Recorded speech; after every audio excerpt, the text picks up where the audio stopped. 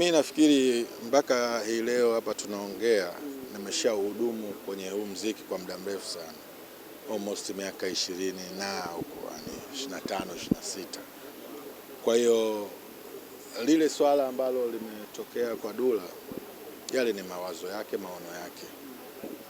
Mimi sina sababu sasa hivi za kimbizana kutoa ngoma kila leo kila siku, kwa sababu tayari nimeshahudumu muziki kwa muda mrefu sana.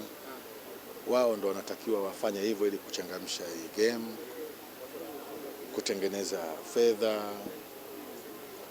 Mimi nina utaratibu wangu. Nafikiri kila ofisi, kila kampuni inakuwa na taratibu zake. So kwa kipindi hiki nadhani huu ndo utaratibu wangu. Kwa miaka 2 3 natoa wimbo mmoja, then naendelea na mitikasi mingine, kwa sababu biashara zangu ambazo ndo huwa zinaniweka busy sana, nashindwa kufanya music kwa wakati kama ambavyo watu wanataka. Zamani tulikuwa hatuna familia, hatuna watoto, sasa hivi tuna watoto, tumewekeza nguvu nyingi kule. Yes. Kwa muda tunaukosa.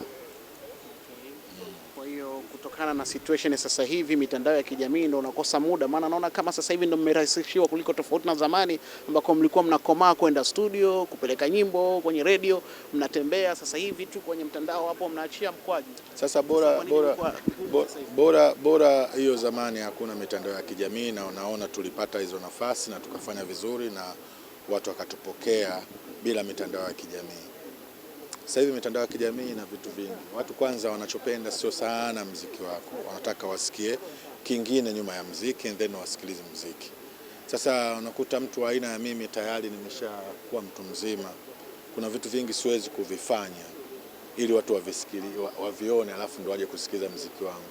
Kwa hiyo tumetoa hiyo room kwa vijana ambao wao wanavyo vitu vya kufanya. Nasikia huyu kambaka huyu, huyu kapigana na huyu, huyu kafanya hivi, huyu kachukua mwanamke wa huyu. Sasa mtu wa aina ya mimi hivyo vitu kwangu vinakuwa havipo, na ndio maana unaona kama vile watu wako kimya, sio kama wako kimya. Mitandao ya kijamii inatamani vitu tofauti na muziki ili vione and then waje kusikiliza muziki. Kama hauna hivyo vitu ndio watu wanaona mbona uko kimya? Sio kwa sababu ya muziki. Wanaona uko kimya kwa sababu hauna vitu tukio. Hauna vitu. Yes, hivyo.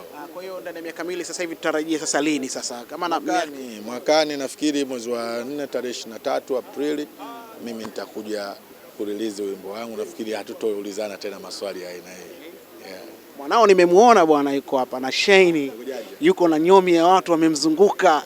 Wewe father uko na wasanii. Yuko na madingi. Unajisikiaje kuna hivyo? Yes of course, Dogo Janja. Kachagua upande ambao nadhani yeye kwake ni mzuri, hata mimi ni mmoja kati ya watu ambao walimsupport kwenye huo upande, na ndio maana umeona leo hii anaendelea kuwa na nafasi kubwa, naye nimekutana naye hapa bungeni. Sasa hivi ni mheshimiwa. Na bahati nzuri mimi kwenye crew yangu nimebahatika kuwa na waheshimiwa. Na mheshimiwa Babu Tale, na mheshimiwa Khadija Shaban Keisha, na mheshimiwa Abdul Aziz Abubakar Chendi Dogo Janja. Kwa hiyo nafurahia kuona watu wana enjoy maisha. Kwa hiyo kwa hali kama hiyo inatuonyesha pia Madina ya siku moja utaingia. Hapana, sasa mimi ndo mimi siwezi siasa.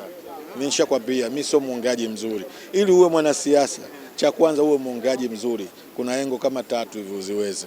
Kudanganya, kuongea ukweli, yaani mimi siwezi siasa. Napenda kuwaona wanasiasa, kuwasikiliza wanasiasa. Yeah. Asante sana brother, nikushukuru. Asante.